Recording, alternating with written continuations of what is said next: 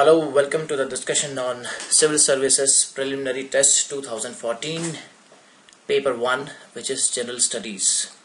In this discussion, we will be going through the entire paper question by question, and we will be discussing the answers to the maximum extent we can, considering that we have to keep this video within 1.5 hours. We will discuss most of the questions in detail. But before that, let us understand if you are eligible to watch this video any further. You can watch this video if you fall in either of these three categories. The first is that of a student. If you are the one who is there to prepare for this examination, you should watch this video. The second category is that of the people on the other side, the teachers who make the first category prepare. So how they will benefit is they will be going through this video, they will come to know the answers and the solutions, and the next year they can pretend as if they knew the answers anyway. Even before the questions were framed, they knew the answers, and they always knew these will be the questions. Now these are the two categories. The most important category is if you are an alien. Now, if you are an alien and you want to understand how complicated things can get on planet Earth, probably the best place for you is UPSC, and the best way to understand is to look into how the questions are framed in a general studies paper. Right, it's a poor joke, I understand. So let's go down to some serious business. This is how the paper looked like this year in terms of the contribution of topics to marks. As we can see, the biggest contribution here is that of environment and biodiversity. 20 questions were directly from environment and biodiversity, followed by geography 18 questions, and then surprisingly science and technology contributed 17 questions. So put together it is 20 plus 17 plus 18, which would be 55 questions in all from these three topics. International affairs made a comeback. Now there was a bit of history, polity as we expect, and most of the questions from history and polity were easy. So this is how the paper looked like this year. So how was the paper? The difficulty level this year was tougher than the last year.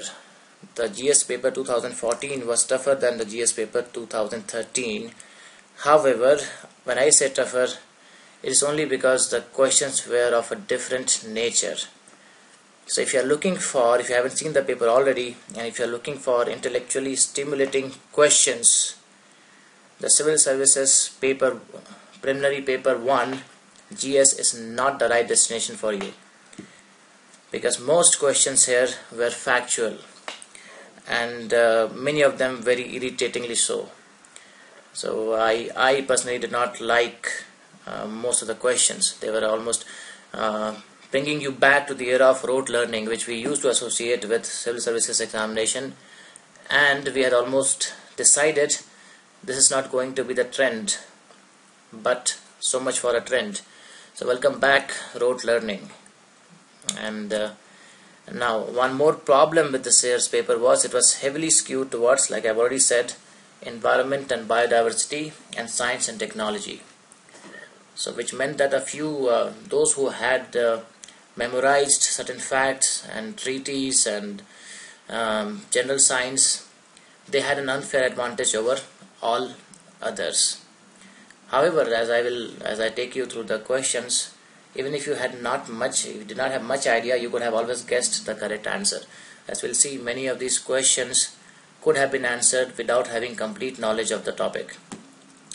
Now, very surprisingly, the questions from history and polity were very simple, very straightforward. Those who would have prepared very well in these topics would probably have wondered why at all did they prepare so much, but let's not lose hope. You have mains where you can use all the knowledge which you have gathered and not yet used. Ideal number of attempts, 85. Nothing less than 85 in this paper, because it was ambiguous to a huge extent, very factual, which meant that you would have had to make courageous guesses. So you had to attempt 85 questions at least. and you should expect 25-30 to go wrong, and there's nothing wrong with 25 to 30 going wrong if you have attempted more than 85. And a good score here would be 90 plus. And in fact, those who have got 90 plus in this year's paper seem to be reasonably happy. So this is how the paper looks like this year, the snapshot. Now we will go question by question, and this is the series C which I will be using. However, as you know, the questions remain the same. Doesn't matter which series are we discussing. The question 1 is about now this is an expected question. Even the last year there were questions on the which tested your understanding of what happens to money if there are changes in interest rate. So the question is, if the interest rate is decreased in an economy, what will it do? Right. So the first option is decrease the consumption expenditure in the economy. Now it's also about common sense. If the interest rate is decreased, what will you do? You will borrow more. You will borrow more, you will spend more. So what will happen to the consumption expenditure? It will increase, it will not decrease. Right? So if interest rate is decreased, which will not happen right now in India because the inflation is in the best case under control, but surely not low. So decrease in consumption expenditure is not possible when interest rate is decreased. It is the other way around. Increase the tax collection of the government. Now taxes have to do with fiscal policy, while interest rate is monetary policy. If we have to connect the two, maybe we can say in the long run tax collection will increase because economy will do well, consumption expenditure will increase and economy may do well, and in the long run probably the government can collect more taxes. So even if you want to use this, we'll cover the other options first. Option C is increase the investment expenditure in the economy. Now this seems to be a very reasonable choice, because if the interest rate is low, the industry will borrow more and invest more. So C seems to be the right answer. Last option is increase the total savings in the economy. It will not increase the total savings. If the interest rate is decreased, it would actually lead to a decrease in total savings in the economy. Therefore the best option here is C. Lower interest rate means more borrowings and it means higher investment.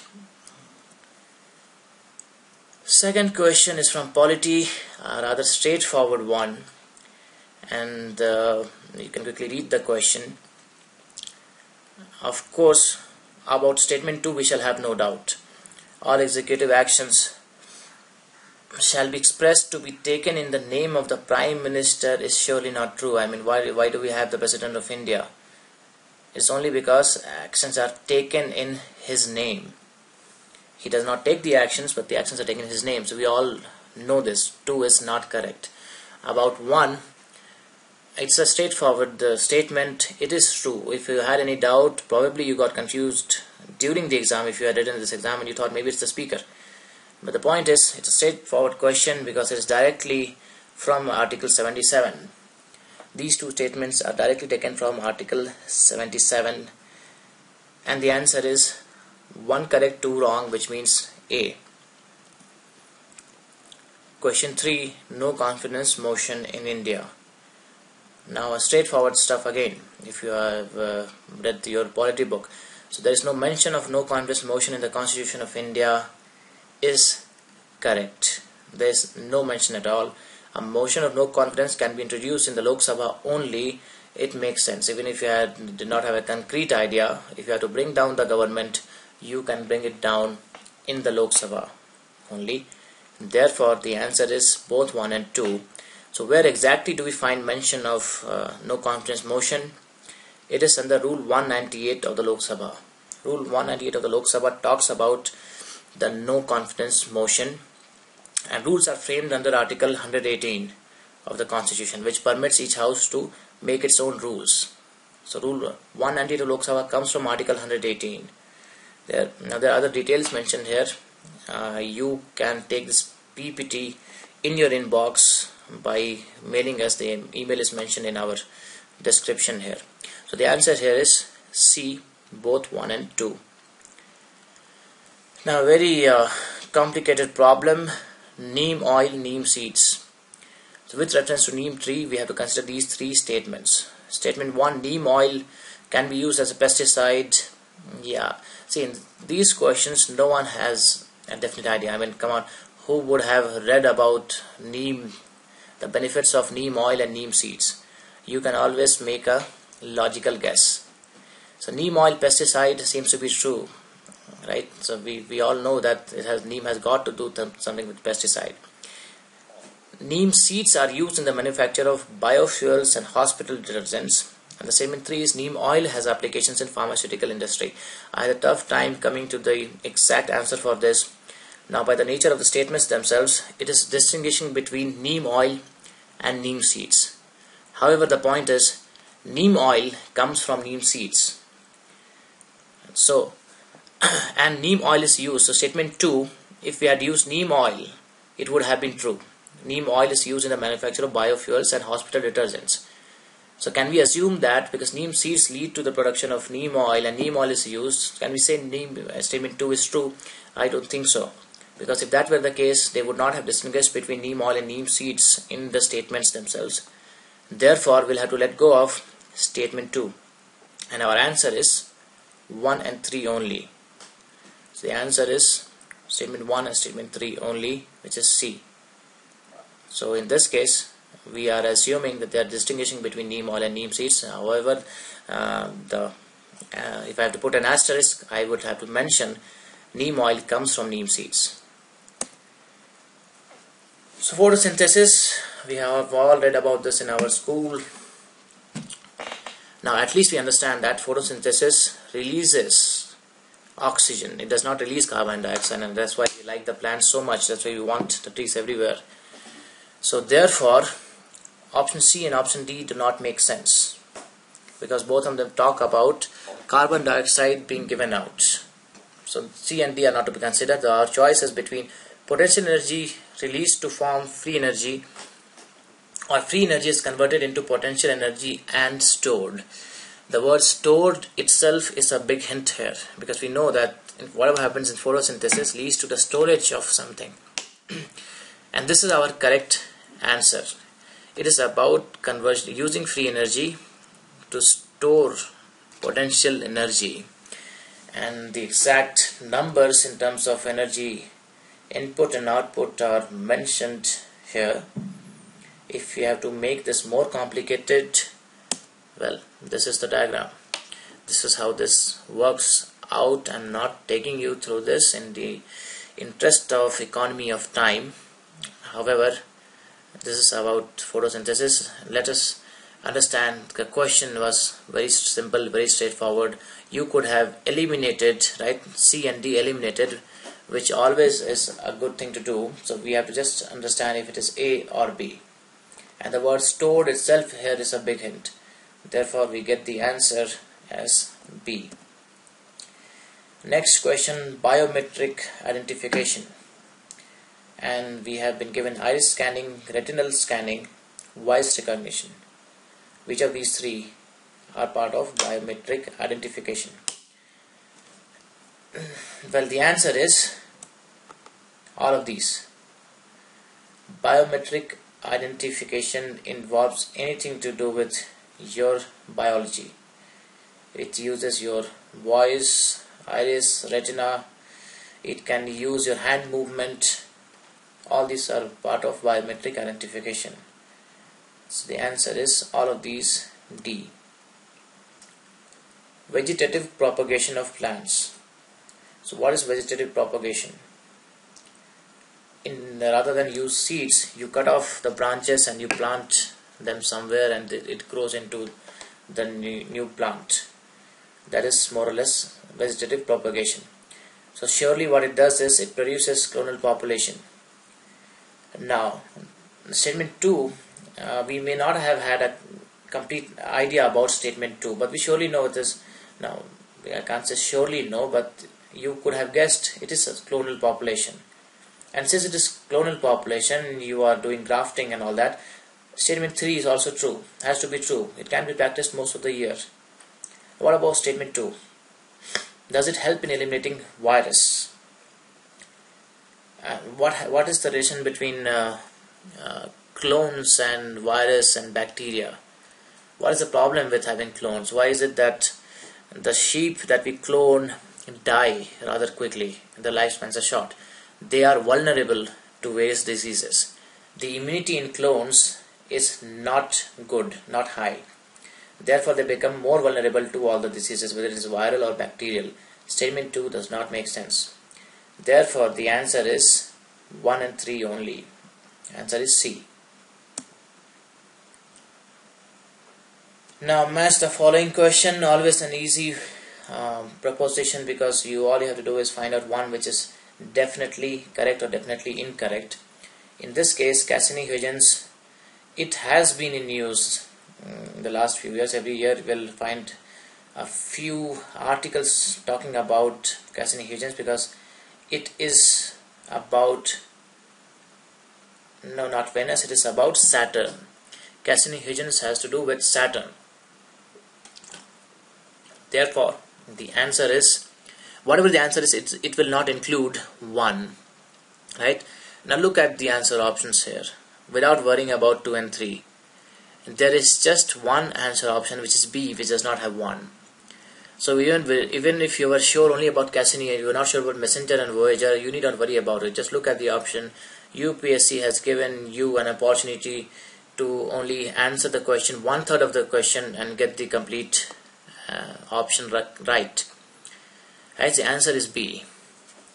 The other two are correct. Messenger is about Mercury, and Voyager missions, Voyager 1 and 2, are about extra solar system, exploring the outer solar system.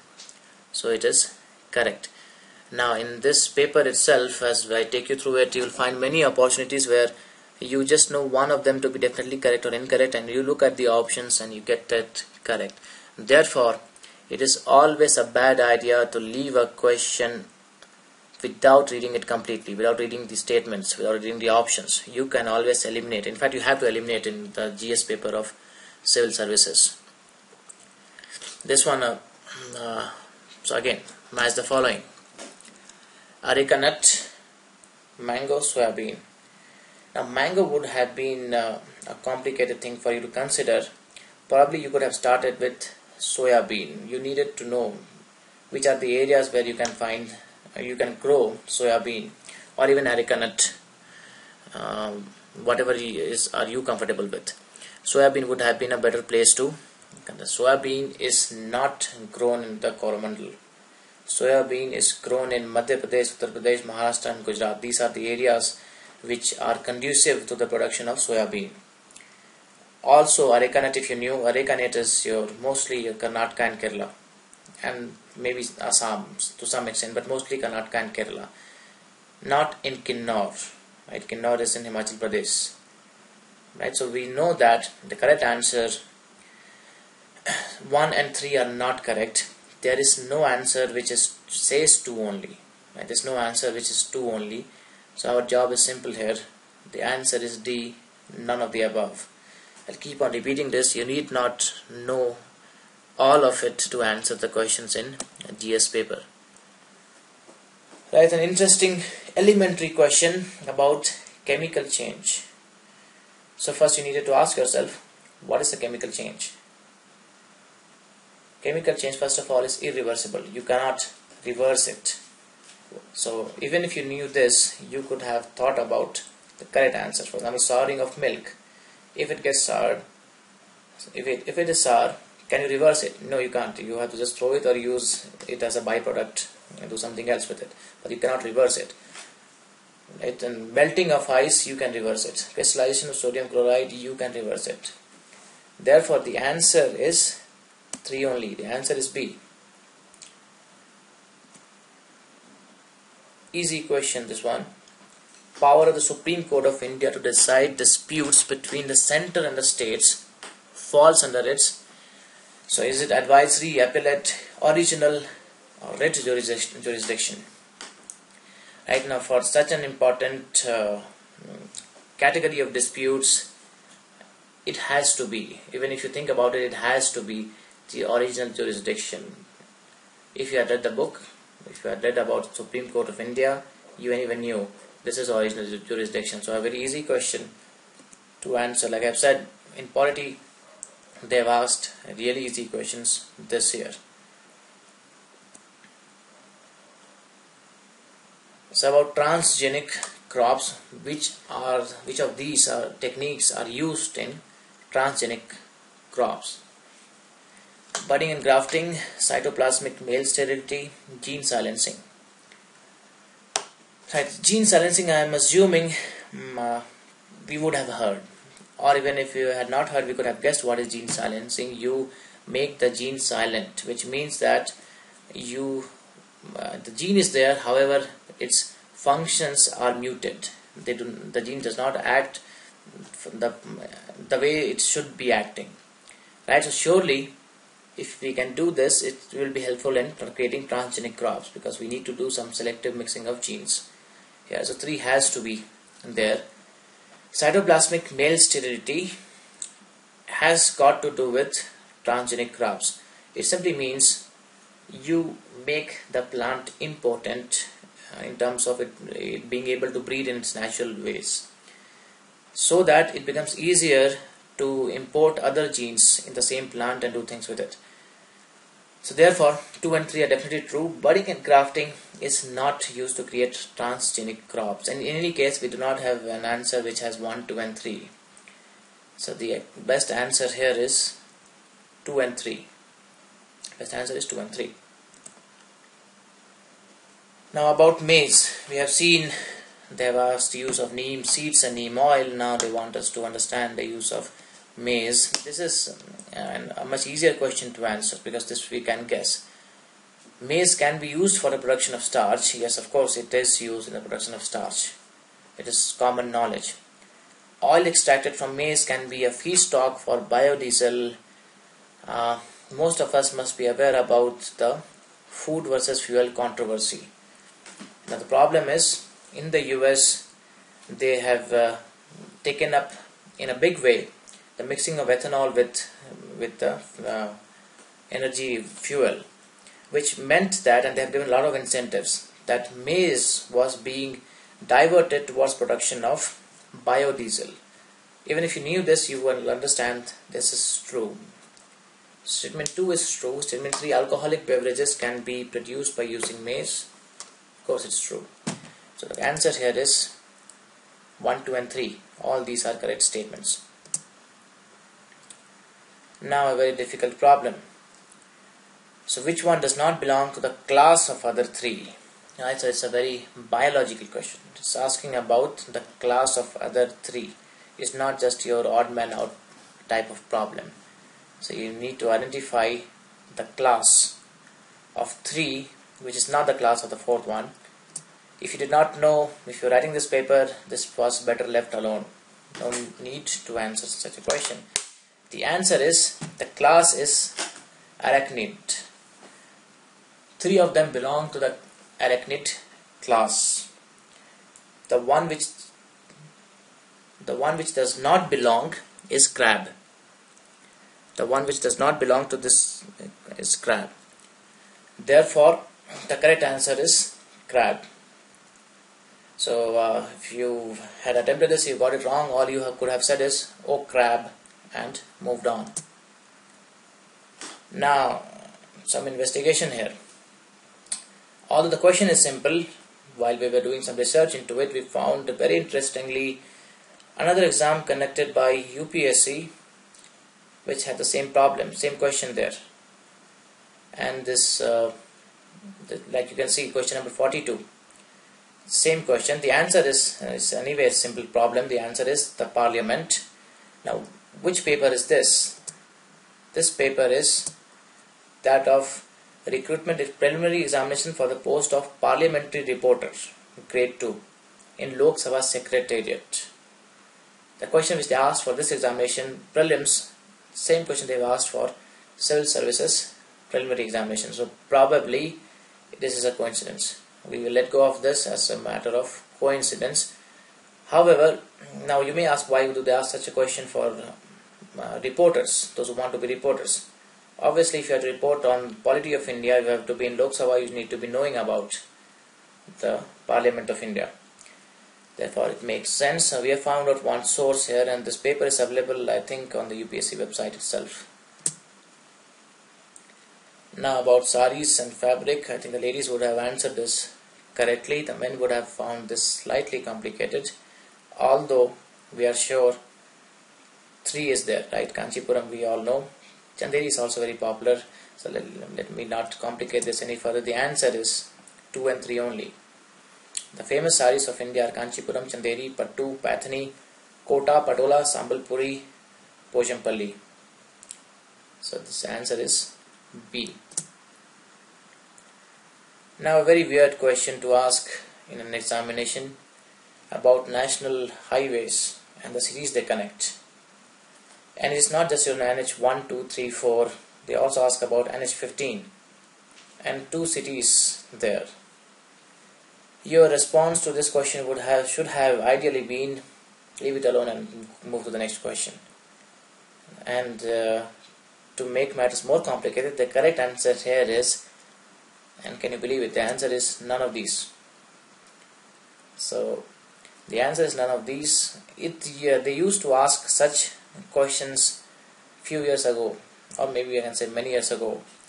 Right now, to ask a question where, so next year we expect the aspirants to memorize all the NH and all the cities which are located on these national highways. Not a good thing to do on part of UPSC. It's a letdown to ask such an irritatingly factual question. Right, so biodiversity. Which of these have a bearing on the biodiversity? Of course, we don't remember the exact objectives of these conventions, so we can always guess. The first one has to do with biodiversity. Second one, convention to combat desertification. Of course, if you are combating desertification, it will have a bearing on biodiversity. The only problem here would have been about the World Heritage Convention. So does it have a bearing on biodiversity? Now, if at all you could remember certain World Heritage sites in India, even if you remember that Western Ghats were accorded the World Heritage status a couple of years ago, you know it has to do with biodiversity. Or the Great Himalayan National Park given this year, it has to do with biodiversity. Therefore, the correct answer is, of course, D. 1, 2 and 3. Earth Hour. Now, who could have expected this question here? Earth Hour, we know what it is about. We know 2 is correct. Right? We know 2 is correct. And because 2 is correct, 3 is also correct. We know that is why it is done. So here the only challenge was to recall who does this. And if you were answering this question, you would have cursed yourself for not bothering to find out who is the brain, who are the brains behind this. Can it be UNEP and UNESCO? Right? The answer is, it is not UNEP and UNESCO. The answer is 2 and 3 only. So this is conducted by the Worldwide Fund for Nature, or WWF. The answer is 2 and 3 only. Now, which of the following is the correct sequence of a food chain? This is a direct question from our test series. However, let me tell you, we do not collaborate with UPSC in them setting the paper. The answer is A. The answer here is A. Now, I'll also tell you, this is a direct question from which other source. So first of all, diatoms are autotrophs, which means they create their own food. Crustaceans are herbivores, so they eat autotrophs. And herrings are carnivorous fish. They are fish. So the order is diatoms, crustaceans and herrings. Now this question also featured in Engineering Service Examination 2009, the GK part of it. What is more interesting is the order of options is exactly the same. Now, if you are good at maths, you can probably do some calculations and tell us what is the quality of this happening. That you randomly create options, right? So, and you have the same order. It is not a coincidence. One of the people who was setting the paper decided to copy a question and we have discovered it, right? So we are flaunting it here. So whether you should be going through all the engineering examination GK papers of the last few years, probably you should. There's no harm in visiting all these papers there. But if UPSC is watching this video, which will be a great honor for us, they will not do it the next year. Now, Sustainable Sugarcane Initiative. Sustainable Sugarcane Initiative. As in, we could not have anticipated such a question, so we would have had to guess what this might be. Sustainable Sugarcane Initiative. See, many question in this paper we could have taken as a reading comprehension thing. Sustainable Sugarcane Initiative, what can it be? Of course, it has to be about sustainable production of sugarcane. Now, let's just look at the options. Let us look at the options. Seed cost is very low in this compared to the conventional method of cultivation. Right? This seems to be true. Right? We probably think if we were to frame a policy, this we would have included. Drip irrigation can be practiced very effectively in this. If it has to be sustainable, it has to do with sustainable irrigation practices. So let's say we can consider 2 also. 3 is there is no application of chemical inorganic fertilizers at all in this. Now, if you were to attend my reading comprehension sessions, I would always tell you, be extremely circumspect, extremely careful about an extreme option. Option 3 says there is no application at all of chemical inorganic fertilizers. Now, if you are a bureaucrat framing a policy, why would you say no application? You would say limited application, less application surely. How can you be sure there is no application at all? Which sensible policy will have no application? Either 3 is not correct. We can surely say it is not correct. It has been inserted forcibly so, and we have caught it. That no application at all is not true. So 4 is scope for intercropping is more here, which seems to be true. Anyway, if you have eliminated 3, let's just look at the options here. There is just one option, which is B, which does not have 3, and that is the correct option. The correct option is B. Now, what is the source? Let's come to the very interesting part of our discovery. This website, and we are going to increase the traffic to this website by revealing this, agritech.tnau.ac.in features 4 direct questions in this year's paper. Surely not a coincidence. This just can't be a coincidence. The framing, everything is directly taken from the site, which by the way is a very good site, and I do credit to Tamil Nadu Agricultural University for having such an informative site. So it will cause you no harm if you are aiming for the next year, or even if you are aiming for mains, to go through this site. Now, wetland of international importance is brought under the Montreux record. What does it imply? What does it imply? What may it imply? Now, let's say we don't know this. Right? Let's say we don't know this. Let's try to read the options. Option A is changes in ecological character have occurred, are occurring, or are likely to occur in the wetland as a result of human interference. So while we are reading this, we'll say, we can't dismiss this. Let's keep this on hold. Read the next option. The country in which the wetland is located should enact a law to prohibit any human activity within 5 kilometers from the edge of the wetland. Now, do you think any sensible international agreement, not even agreement, international record would have this as a requirement? Just understand how complicated it would be.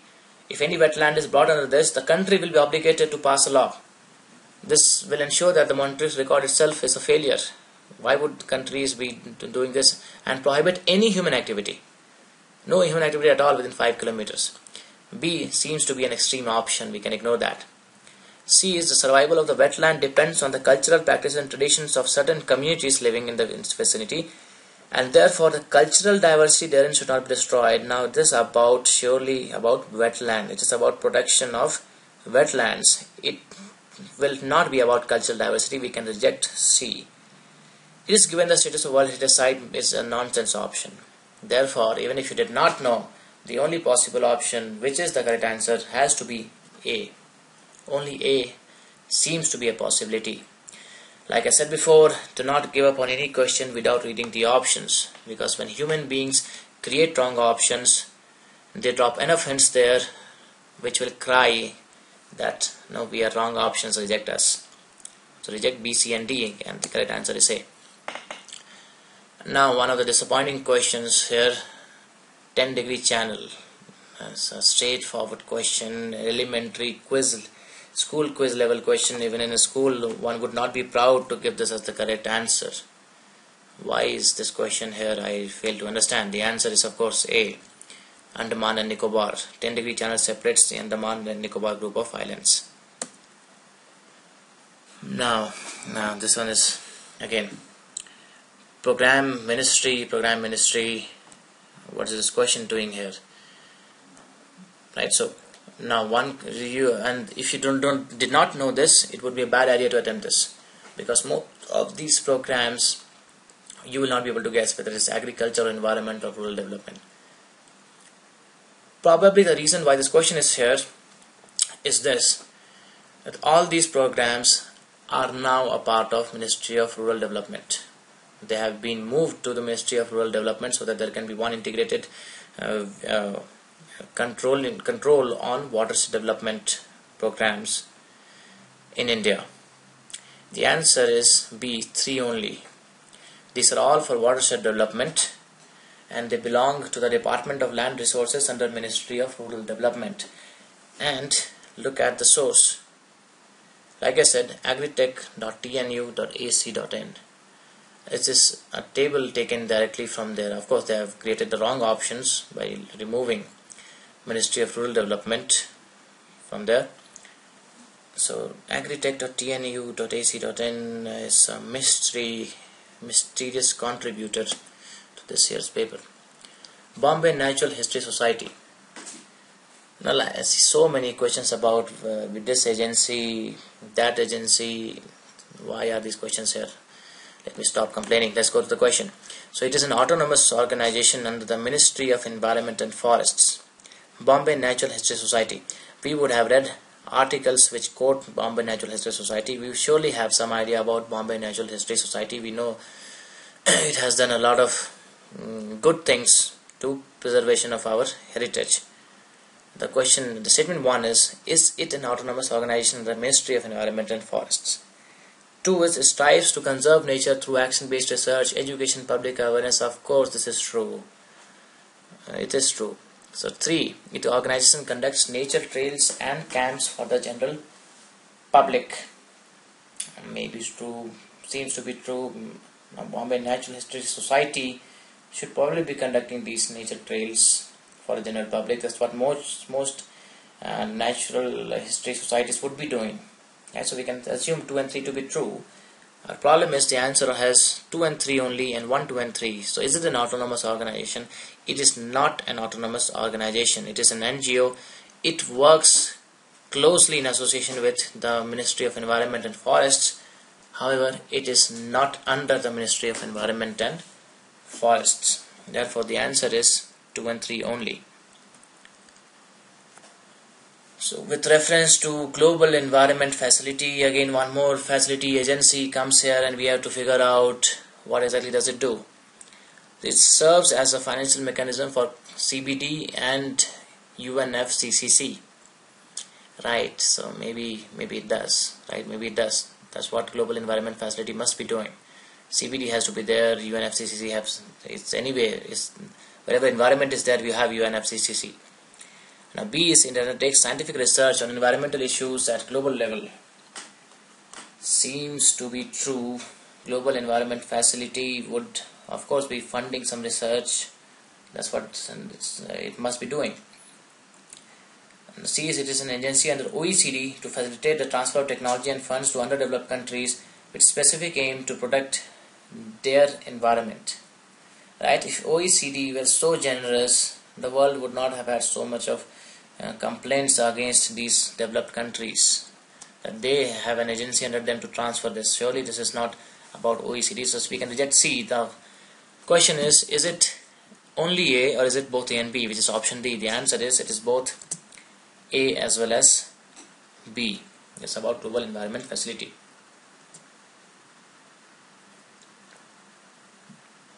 solar power production, like this question, at least it tests your understanding of photovoltaics versus solar thermal. So photovoltaics is a technology that generates electricity by direct conversion of light into electricity, while solar thermal is a technology that utilizes so if you have read, and which I think you should have, or if you are preparing, you will obviously read about solar technology, you will read about the National Solar Mission of India, and you should have a fair idea about all this. So one is alright, one we know is true. Photovoltaics is about direct conversion of light into electricity, while solar thermal simply means you use solar power to generate heat, which is then further converted to electricity. So one is correct. Two is photovoltaics generates AC, while solar thermal generates DC. Now that's interesting. So this would have confused you. So let's go to 3. India has manufacturing base for solar thermal technology but not for photovoltaics. This is not correct, right? We have been giving a lot of funding under the National Solar Mission, and surely we have read articles about photovoltaics and their development in India. So therefore 3 is not correct. 1 is correct, right? So 1 is correct, 3 is not correct. Now look at the answer options here. Even if you don't know about 2, the correct option has to have 1 and it does not have to have 3. Which is that option? It is A, 1 only. Therefore, without even knowing anything about 2, we can answer the question. The answer is A. And actually the fact is photovoltaics use DC and not AC. Classical languages of India. This was an easy question.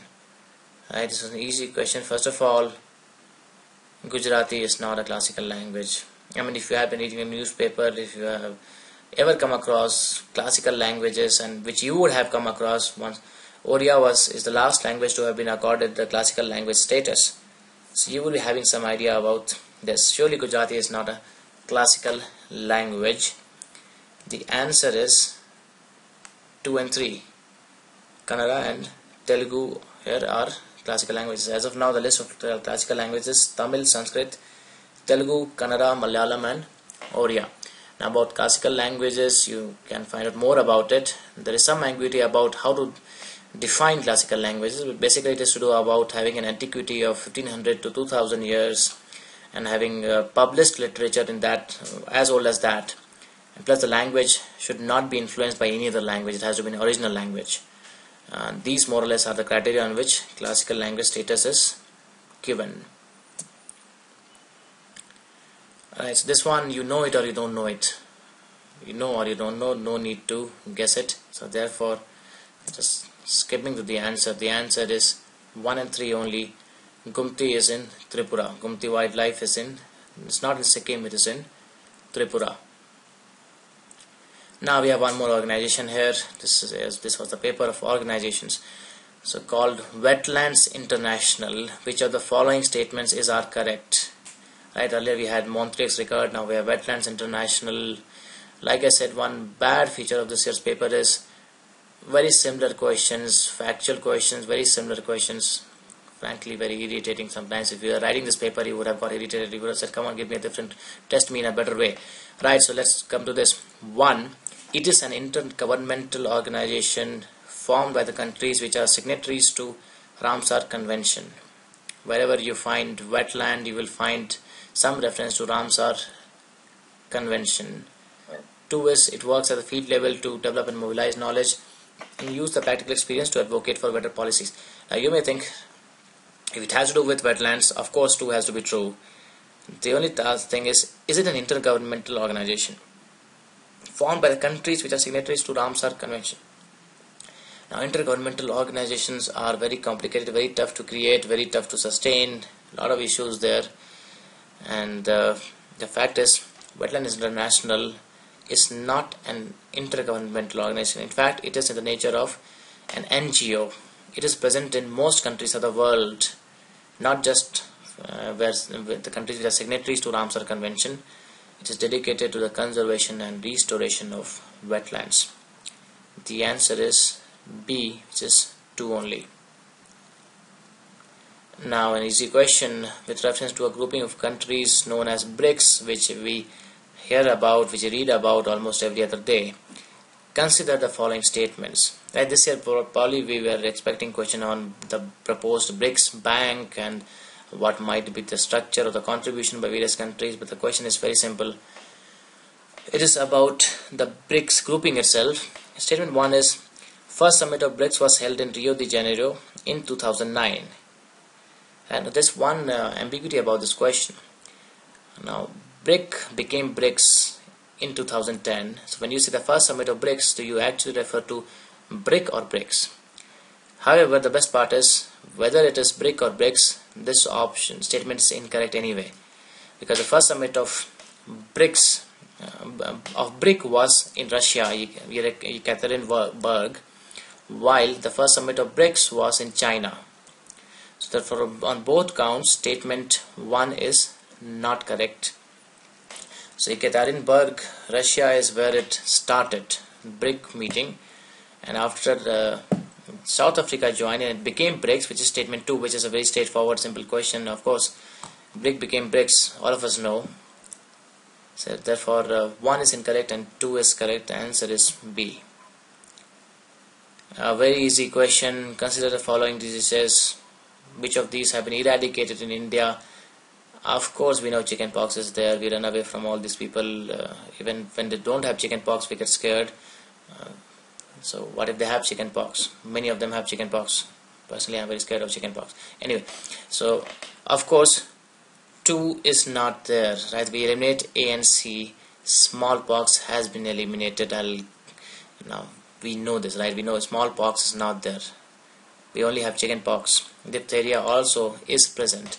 Therefore, the only disease eliminated in India so far of these 3 is B. Only smallpox is eliminated. Now, which of these influenced the evolution of organisms? Continental drift, glacial cycles.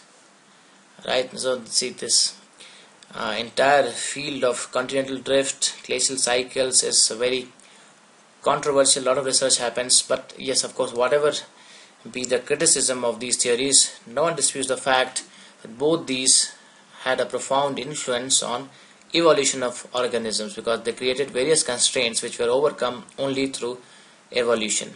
The answer is C, both 1 and 2.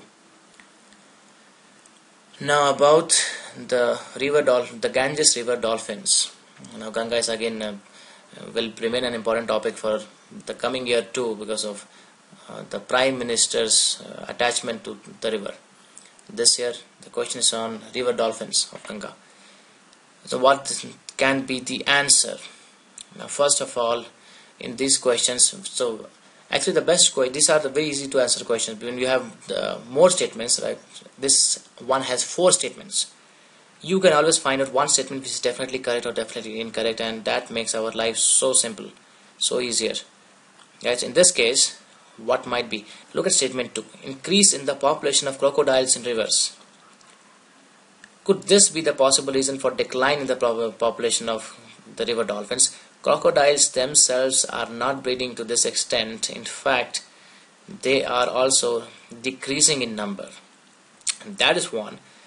Plus, if increase in population of crocodiles is causing a decrease in river dolphins, then you are assuming that the crocodiles are clever enough, fast enough, strong enough to kill dolphins. If that were the case, then anyway dolphins would not have been there in the rivers or even in seas. So on that count, on these counts, 2 is definitely not to be in the option. And look at the options right now. There's only one option, which is C, which does not have 2. Therefore, our correct option is C. Without even reading 1, 3 and 4, we can answer this. Right, the answer is C. So it's not just about your knowledge, but also about your strategy, how you answer these questions in general studies. You can never rely only on your knowledge. Now let's see this easy question. I don't know what is this question doing here. It would have made me feel disgusted for having studied so much, but thankfully I was not writing the exam this year. So Radcliffe committee was appointed. Of course, even if you have watched the movie Gandhi, you can answer this. Otherwise also it's an elementary school level quiz question. The answer is of course C. One of the easiest questions of the paper. It was to decide the boundaries between India and Pakistan. Now the problem with Radcliffe was this gentleman had never visited India before he came to do this. So a very controversial choice for a person who could decide the boundaries between India and Pakistan. In fact, what he also did was few villages were split into half. Half of the village was in Pakistan and the other half was in India. Anyway, let's not get into all that. You can always read it on Wikipedia. So the answer is C. Brominated flame retardants are used in many household products like mattresses and upholstery. Why is there some concern about their use? Of course, it has to do with environment. Any concern these days mostly is about environment. Right, so now we can look at this. Statement 1 seems to be true. 2, they are able to accumulate. Now see, when I am saying seems to be true, I have verified into this. It is actually true. I am trying to take this discussion like like a thought process of one who is taking the examination. Therefore, I am saying seems to be true. So do not doubt the answers and try to cross-check. I have already done that. They are highly resistant to degradation in the environment is true. 2, they are able to accumulate in humans and animals. If there is a lot of concern about this, surely this must be happening.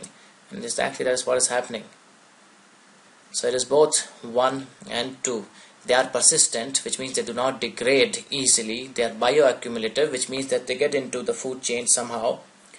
And they are toxic to both humans and the environment. And they are suspected of causing neurobehavioral effects and endocrine disruption. Answer is C, both 1 and 2. Now, hibernation. Hibernation can be observed in which of the above kinds of animals? Of all these, actually, if you have to doubt, and very surprisingly so, if you haven't read about hibernation, is bears. Bears are not supposed to be true hibernators, as in they do not suppress all the functions there. However, in this case, looking at the options, no one doubts that bears hibernate. The correct answer is all these undergo hibernation in one way or another, but all these undergo hibernation. Bear is not considered to be a true hibernator. Which of these is the largest committee of the parliament?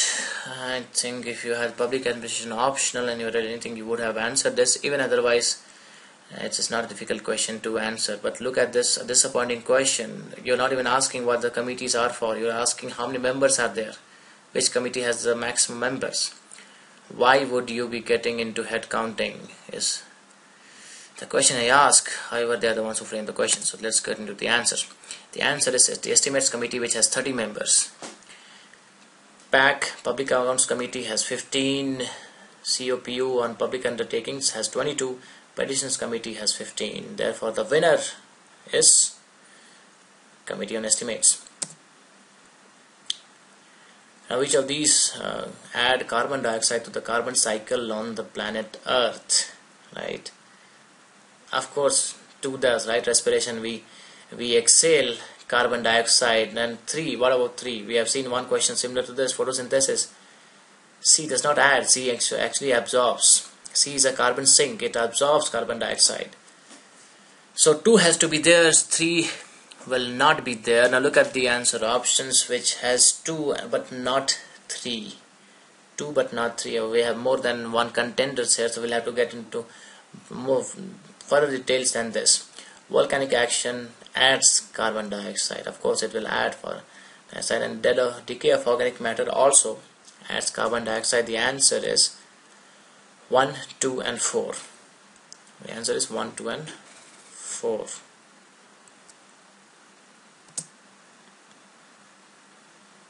Now this is a very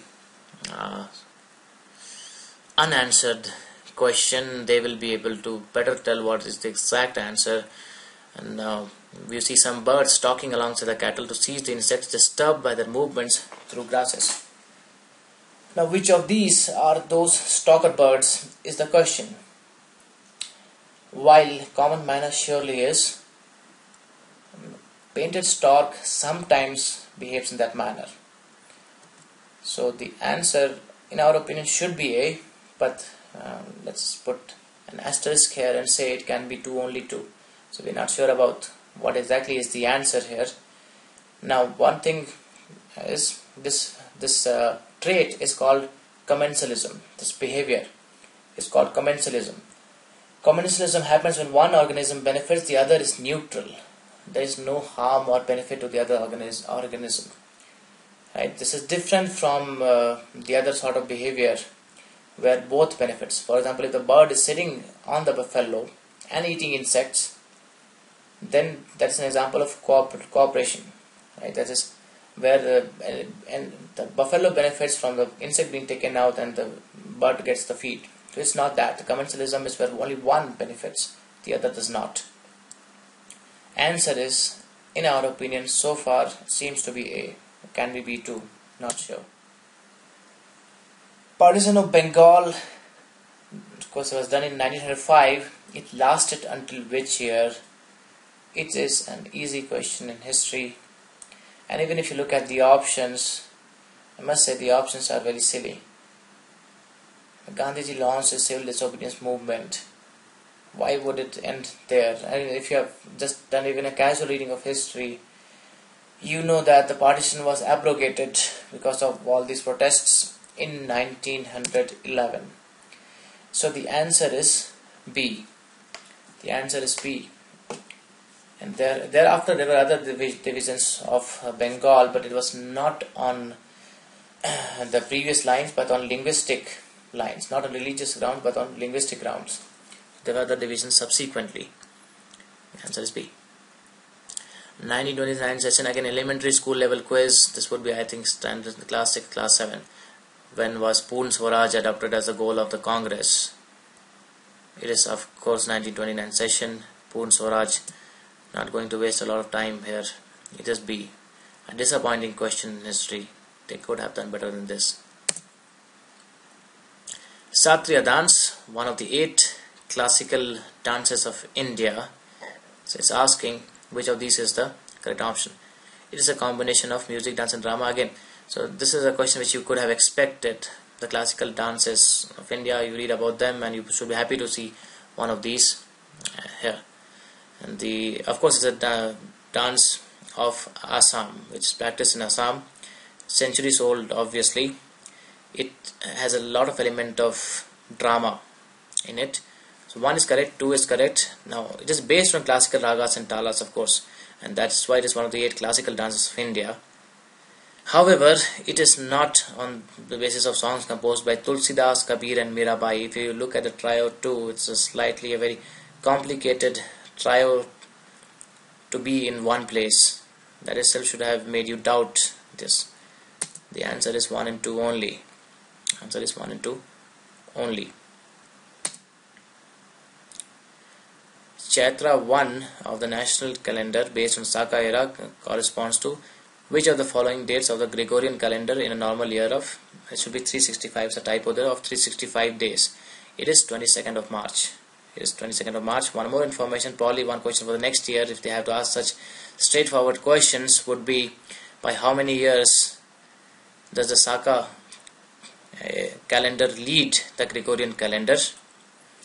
Right, so what is the answer? Well, you figure out, you do some research.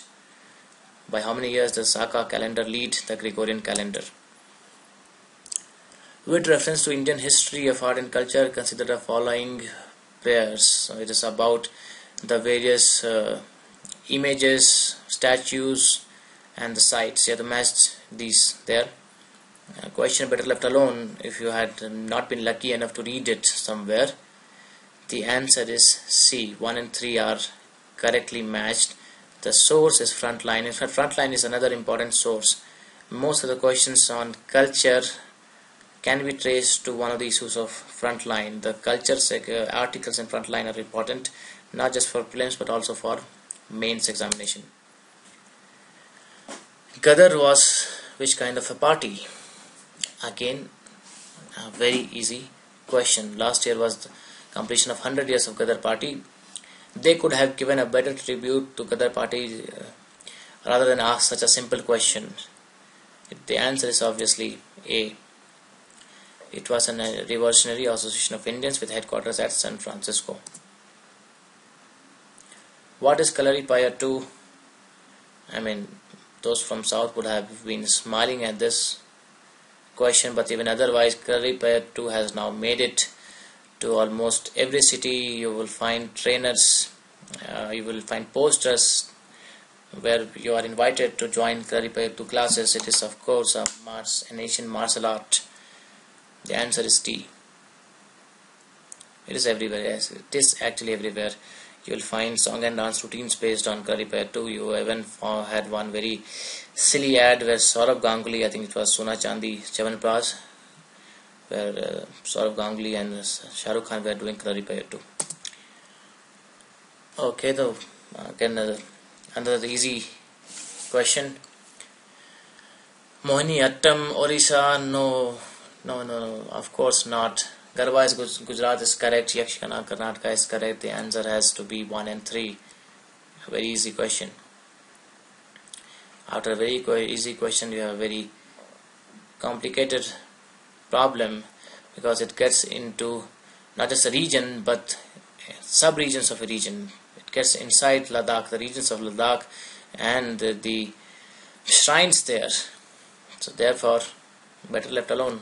The answer, however, is 1, 2 and 3. All this is correct, and again the source is Frontline. If you go to this article, you will be surprised that this article has pictures of all these these shrines. The pictures are there, and this is an old article of Frontline, so it makes sense to read about the culture section from Frontline for the last as many years as you can. Anyway, they have the archives on the website.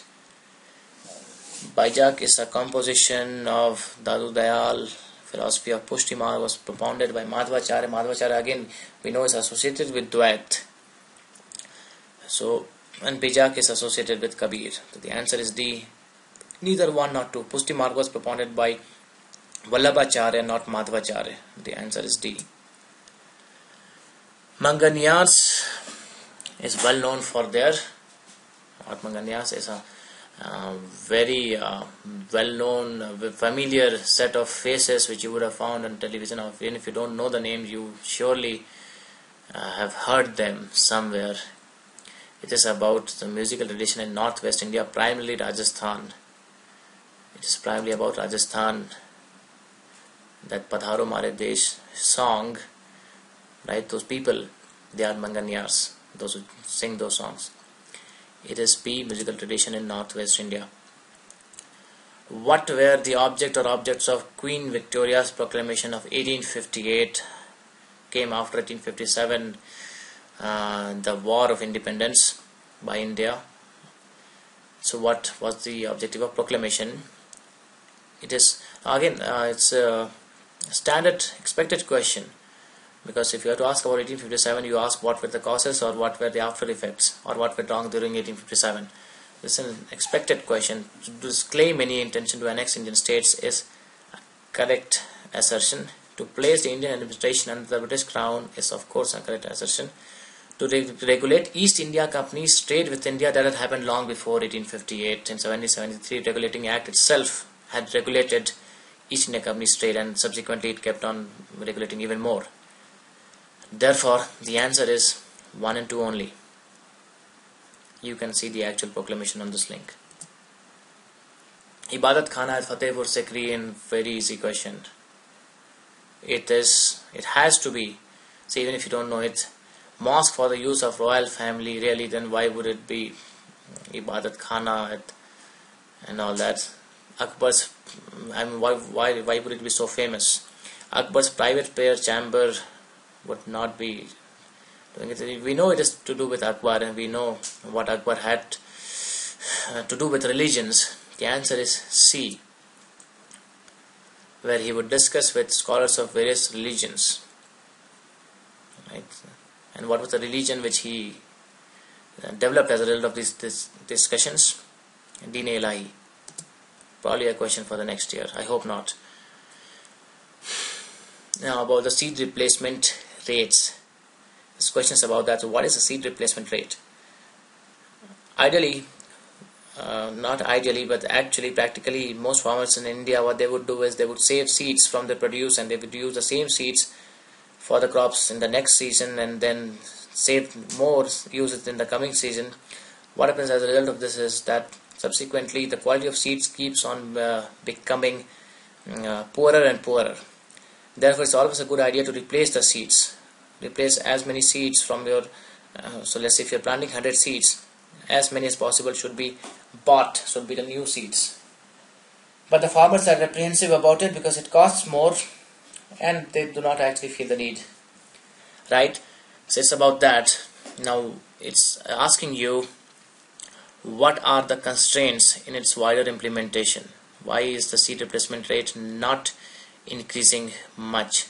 There is no national seeds policy in place. Could it be the answer? See, we have almost like policy. There's no shortage of policy. Even if you did not know, you would think there has to be a national seeds policy, and we are a country where more than 50% are employed in agriculture. So one is not correct. We actually have a national seeds policy 2002. 2. There is no participation of private sector seed companies in the supply of quality seeds for vegetables. And again, this is like a reading comprehension question. No participation of private sector. When will the private sector not participate at all? Only when it is banned. It is not one. It is banned by law. Otherwise, private sector will poke its nose to make profit anywhere it can.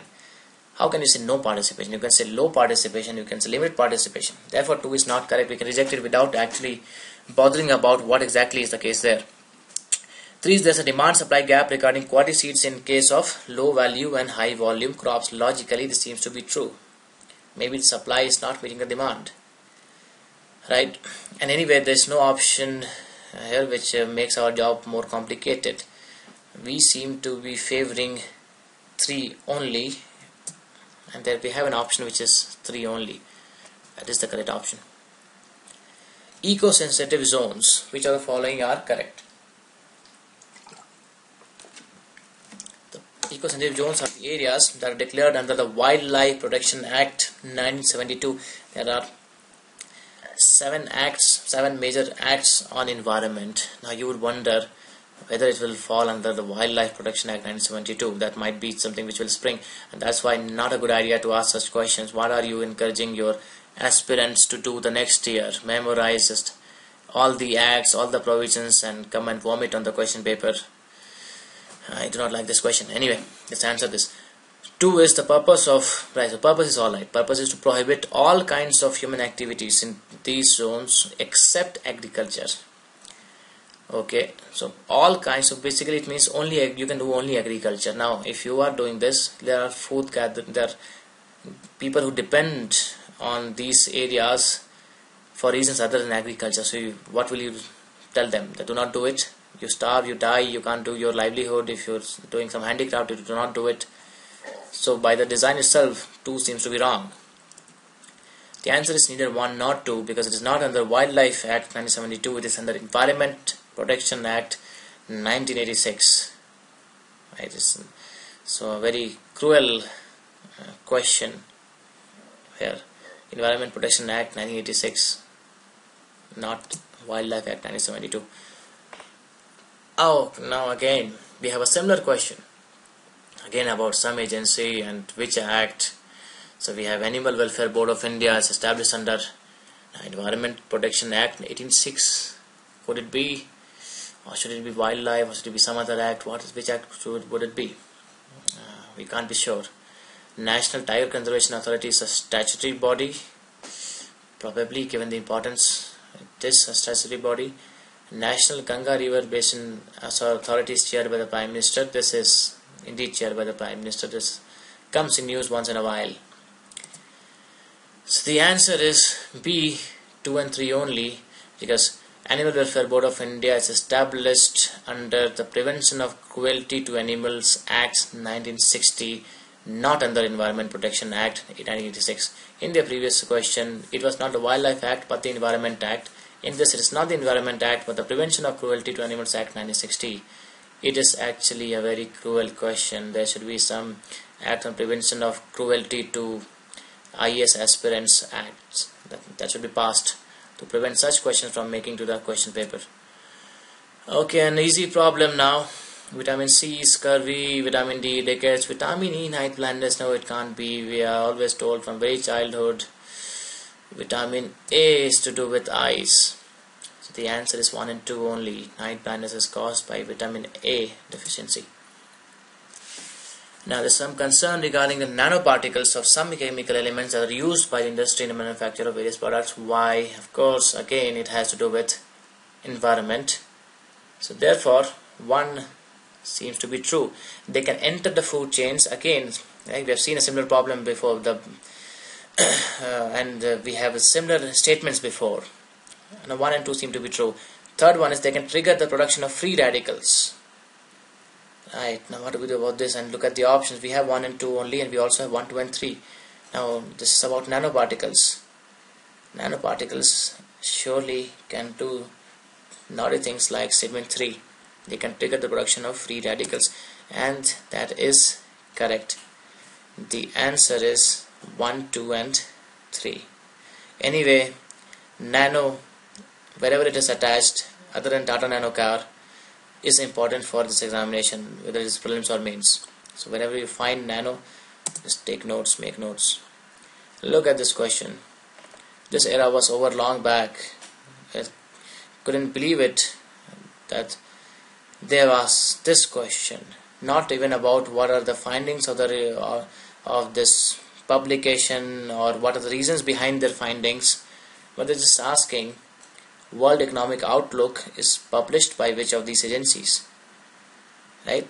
Which quality of a bureaucrat are you testing by this? The answer is IMF. The answer is IMF. Very disappointing question. Aliens will be disappointed by this. With reference to union budget, which of the following are covered under non-planned expenditure? Now I like this question, and the answer is fairly simple. The answer is all these 1, 2, 3 and 4, because planned expenditure is normally associated with productive expenditure, which helps in increasing the productive capacity of the economy. Now all these, nothing is no productive, they can't be productive expenditure. Interest payments, salaries and pensions, subsidies, they are not. Defense expenditure, you might have doubted. However, there is no option 2, 3 and 4. They have not complicated your task. In any case, defense expenditure is not a productive but a destructive expenditure. It is expenditure to have weapons of destruction. The answer is C, 1, 2, 3 and 4. Which of these have coral reefs? Which of these have coral reefs? The answer is Gulf of Kutch, Gulf of Mannar and Andaman and Nicobar Islands. So 1, 2 and 3. The answer is Andaman Nicobar Islands, Gulf of Kutch and Gulf of Mannar. Other than these, of course, Lakshadweep is missing here, but Lakshadweep is what we associate with coral reefs. Typically we have Gulf of Mannar, Park Bay, Gulf of Kutch, Andaman Nicobar Islands and Lakshadweep to be known for coral reefs. The answer is A. Problem of soil erosion is associated with which of the following? Terrace cultivation, deforestation, tropical climate. Now what is terrace cultivation? Of course, terrace cultivation is to prevent the runoff of water so that erosion is minimized. It's limited. Of course, it just does not cause the problem of soil erosion. It's a part of the solution of erosion in hilly areas. Therefore, of course, 1 doesn't have to be there. And look at the options. There's just one option which does not have 1, so it has to be 2 only. In any case, tropical climate being associated with problem of soil erosion is very far-fetched. Deforestation surely is. Answer is 2 only.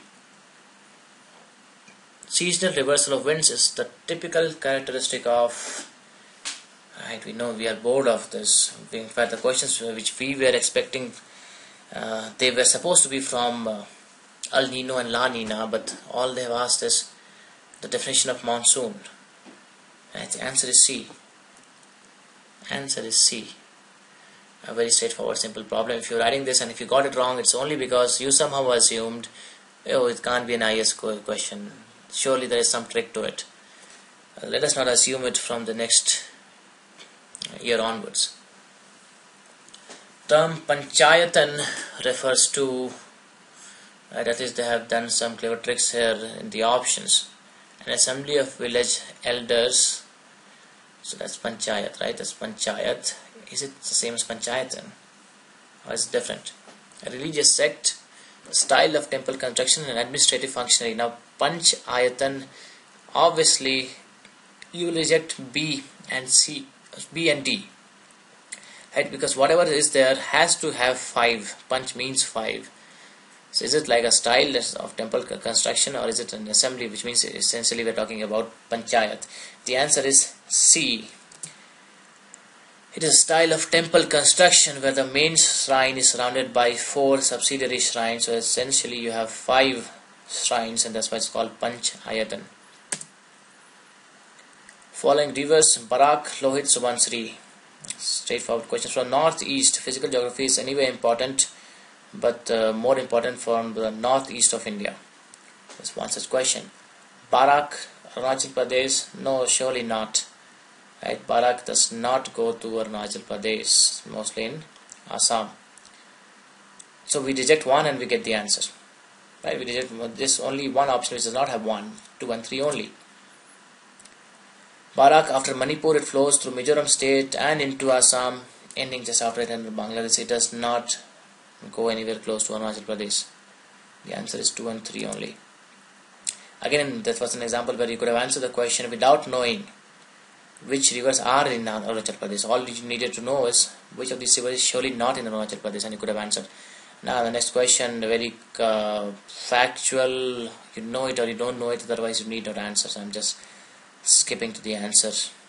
The answer is A, because it is 1 only.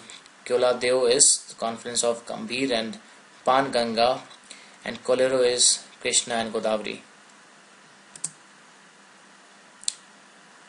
It does not form a part of the 6 systems of Indian philosophy. Very easy question. The 6 systems of Indian philosophy is what you would probably begin with when you have to study anything about Indian philosophy.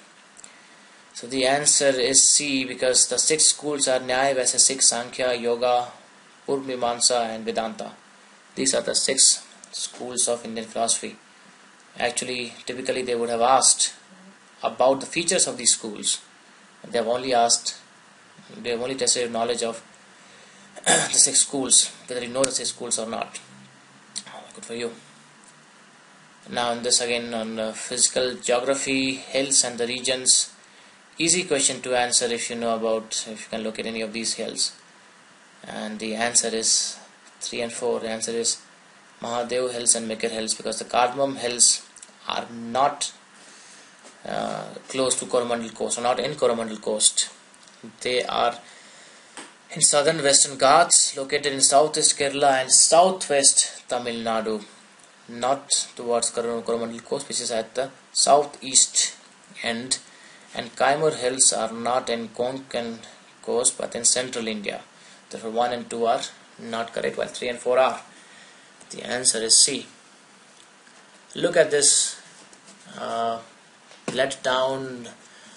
Why would they ask such an easy factual question? This seems to be like a bank PO type of question.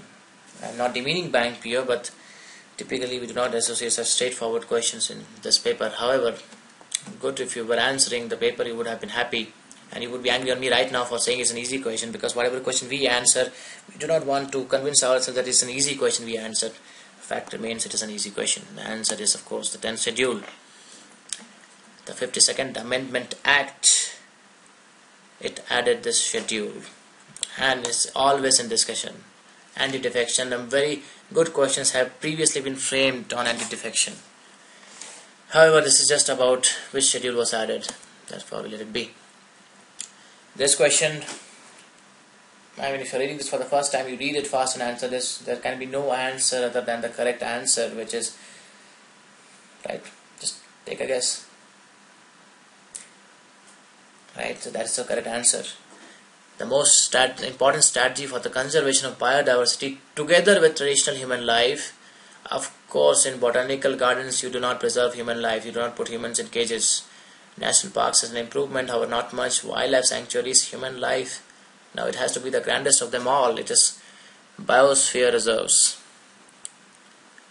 Biosphere reserve. So you can always answer questions if you read the question carefully. If you had missed traditional human life, probably you complicated this problem. If you understand traditional human life, bioreserves, straightforward question. So Turkey is located between, so international, now we need to, maps, probably they were always important, lost the importance in the last couple of years, they're back. So where is Turkey located? The answer is Black Sea and Mediterranean Sea.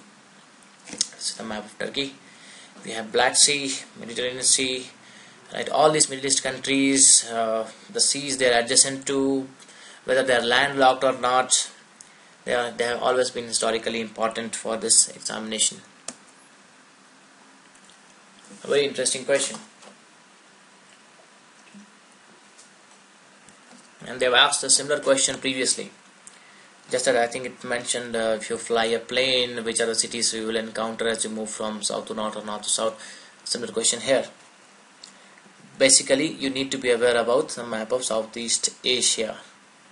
And previous question wanted you to be aware about the map of the Middle East countries. So basically, eventually you have to be aware about the maps, right? So in this case, this is the answer. The answer is C, 3412. It is Jakarta, Singapore, Bangkok, then Hanoi. And actually it will take 6 hours 5 minutes to reach from Jakarta to Hanoi, as you can see here. Scientific view about global temperature should not exceed 2 degrees Celsius. Above this, what if it increases beyond? What may go wrong is what is asking. Terrestrial biosphere tends towards a net carbon source. As with carbon, we will always find source and sink. Source and sink. Source is what produces carbon. Sink is what absorbs. So if we are saying net carbon source, it would mean that eventually the production of carbon dioxide, carbon would be much more than the, or surely more than the absorption of it. Therefore, it probably makes sense. It probably makes sense here. So 1 seems to be correct. Widespread coral mortality will occur. Okay, maybe.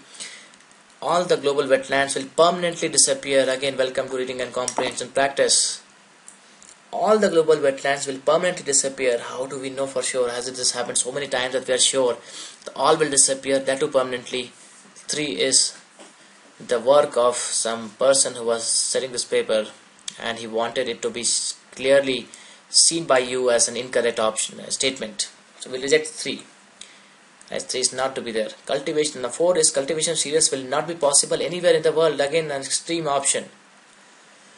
How can cultivation of cereals will not be possible anywhere in the world? We can say it will be difficult. We can actually say other technologies may be required, but may not be possible anywhere in the world. How can we be sure? Therefore, 3 and 4 we reject. 1 and 2 is correct. The answer is this. You have to be clever. You have to strategize to answer the questions. Now look at the source. This is from UNFCCC. And actually it's, I like the diagram, so I'm sharing it. Probably good even for mains if you have to talk about the effect of climate change. They have taken it from here. Widespread coral mortality. Terrestrial biosphere tends towards a net carbon source. Rightly taken from here. National motto of India, Satyamev Jayate, is taken from this question. Would have been asked probably in every GK paper for any exam many times. So we would be completely familiar with this. The answer is Mundak Upanishad. My question is, can you tell me the entire verse? Can you just tell me the entire verse? We know Satyamev Jayate, but what comes after that?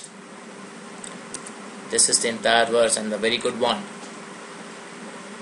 Satyamev jayate nanratam satyen pantha vitato daivyana ye nakramat manusyo yatma kamo yatra tat satyasya param nidhanam.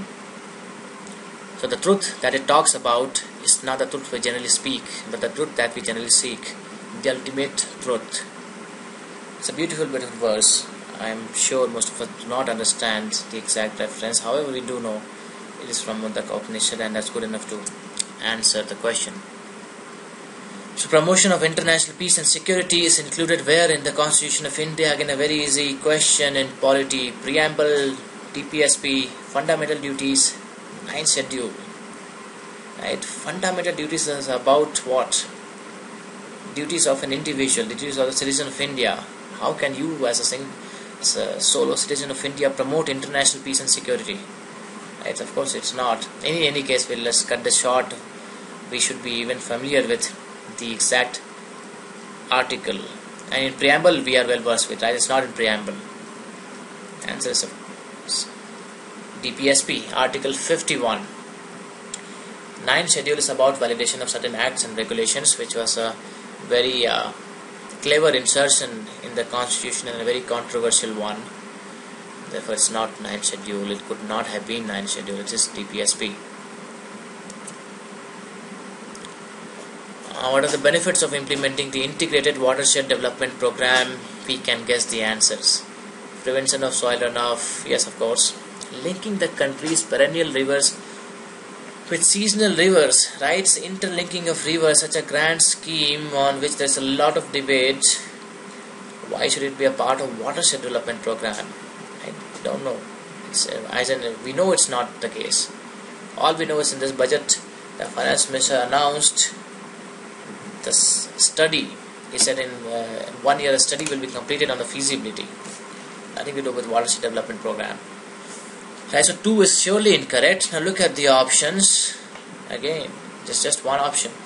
There is just one option, which is C, which does not have 2, so we can easily select it. Without reading 3 and 4, we can select it. Now this is the source.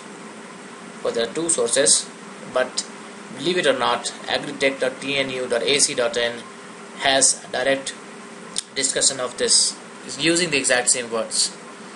So it's not that I'm remotely relating it to it, directly related. agritech.tnu.ac.in. I think if this video at all is watched by a lot of people, TNAU should give us some credit to increase their traffic. Which of the following are associated with planning in India? Now this question is debated, as in people are debating what the correct answer must be for this, because surely we know the NDC, National Development Council, and Parliament are involved. So 2 and 5 are involved. Now what about the ministries? What about the Finance Commission? Are they involved with planning or not? Now the problem here is, what do they mean with planning, as in officially what we understand of planning, or to do with complete planning in India? The ideal answer here, actually, I would have preferred 2, 3, 4, 5. That would have been the best answer. But the ministries are involved with planning. The ministries are involved with planning. Finance Commission is always in direct confrontation with the Planning Commission, because it says its tasks have been usurped, have been taken up by the Planning Commission. So Finance Commission by its structure allocates funds, which is of course associated with planning, right? Which is associated with planning in India. So we can say the correct answer is 1, 2, 3, 4 and 5. Ministries are also associated, and Finance Commission, because it allocates funds, seem to be associated. We do not have any 2, 3, 4, 5 as the option. So we are picking up 1, 2, 3, 4 and 5. There's no doubt about 2 and 5, but ministries are also involved, so 3 and 4 should be there, and Finance Commission allocates funds. So we're going with 1, 2, 3, 4 and 5. Which of these are the functions of the Cabinet Secretariat? Okay. Preparation of agenda for cabinet meetings, secretarial assistance, allocation of financial resources to the ministries. Now, why would the cabinet secretariat be empowered to allocate financial resources to the ministries? And why do we have the budget for them if the cabinet secretariat will do this? So 3 is not to be considered, as we reject options B and D. So A is 1 only and C is 1, 2 only. So we surely 1 has to be there. We need to decide on 2. Secretarial assistance to cabinet committees. Yes, it is a function of cabinet secretariat. Therefore, the answer is 1 and 2 only. Constitutional government is 1. Okay, so what is a constitutional government? Going by the definition, look at any source. Constitutional government is one which puts restrictions on the political power of the state. Therefore, 2 is surely correct. Now about 1. Places effective restrictions on individual liberty in the interest of state authority is not correct by definition. It's not correct by definition. It usually happens. For example, in India, we'll say there are reasonable restrictions in the interest of national security. We have placed restrictions on fundamental rights. However, by definition, will not include 1, which means that even if 1 is not there and 2 is there, we will still call it a constitutional government.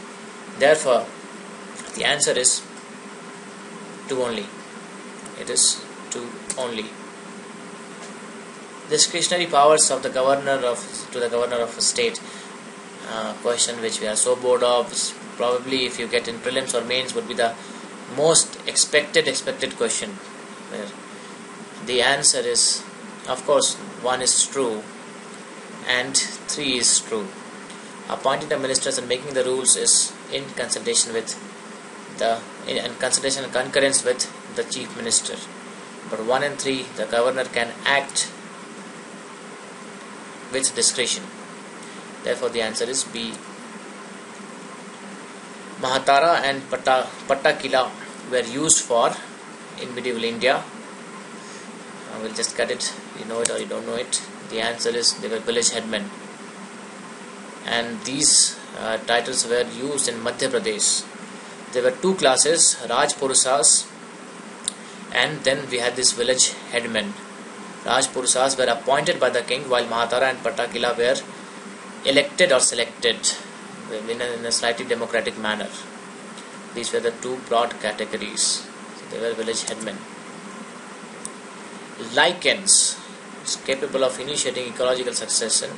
Symbiotic association of. Okay, so what is symbiosis? Symbiosis is where both parties benefit from each other. They associate and they benefit from each other. For example, we have previously seen, I had previously mentioned, if the bird is sitting on the buffalo and eating insects, both are benefiting, it would be a symbiotic association. In this case, lichens is a symbiotic association of algae and fungi. Therefore, the answer is B. Okay, Himalayan vegetation, which of these would be naturally be seeing? Of course, 3 should not be there, right? Sandalwood in Himalayas. How can we find sandalwood in Himalayas? It is in South India. So we eliminate 3 and we get the answer. Let's not worry about the rest. We eliminate 3 and we get the answer and we move forward. So sandalwood is in Deccan Plateau, most in Karnataka, Tamil Nadu. If sandalwood was found in the Himalayas, then what was Veerappan doing in South India? Right, so eliminate 3, you get the answer, and let's move forward. Steel industry in India, it doesn't matter whether it's in India or anywhere, most important, the important pollutants. Right, if you know that steel industry is supposed to be the most polluting industry in the entire world, then you can tell the answer. All of these are released by the steel industry. If you want to scare yourself, well, this is what the steel industry does to the environment at various stages of production of steel. Almost every pollutant you know of, you can find here. So it does a lot of damage to the environment. However, a very important industry for the world. Which of these kingdoms are associated with the life of the Buddha? Avanti, Gandhara, Kosala and Magad. The answer is 1, 3 and 4. During the lifetime of Buddha, these were the four chief kingdoms. Other than your Magda, Kosala and Avanti, the fourth one was that of the Vansas. It was not Gandhar but Vansas. So Magda, Kosala, Vansas and Avanti were the four kingdoms associated with the life of the Buddha. Very factual question, because Gandhara is around that time. It does not make your task any easier. A month-long ecologically important campaign festival is held during a certain day. So fruit-bearing trees. Which of the following are such communities or tribes? Ecologically important. Now this was also in news, not just, you need not eliminate, it was in news. The answer is Gond and Korku. Now it was a news covered in the Hindu, and we come to our favorite website agritech.tnu.ac.in. They have a news feature there where they collect important news articles for agriculture and they place it there. If you go to this link, you'll find this is the first article. This is the first article which talks about Gond and Korku and their festival. It is not a coincidence. So someone was exploring this site and creating questions, and we spend the entire year thinking how they are creating questions. 4 questions come from this site. Maybe next year it may be some other site. Not a lot of thought has got into this. This is no coincidence. We have found indeed the most productive source for this year's paper. Like I said, whether this contributes the next year or not, this is a good, very informative website for you to visit. Sales tax you pay while purchasing a toothpaste is... So now if you are answering this question, you would know that of course sales tax is collected by the state government. Now whether it is imposed by the state government or whether it is imposed by the central government, you would have had some doubt, right? But the fact is sales tax is both imposed and collected by the state government. If it was central sales tax, then probably we could have taken a pause, because when the central sales tax, the 2 states get involved. However, by the design of the question itself, it seems like we're talking about one particular state, things being produced and sold, toothpaste is being produced and sold there. Therefore, the answer is D. Tax imposed and collected by the state government. What does venture capital mean?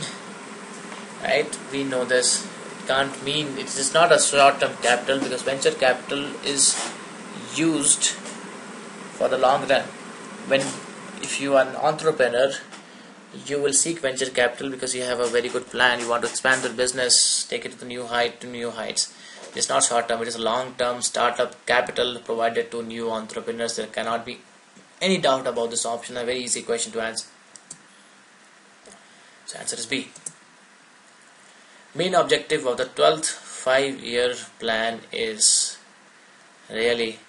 I remember when I was taking the session, I had mentioned that in earlier days they would ask such stupid questions. What is the theme? What is the objective? And you just have to memorize and put it.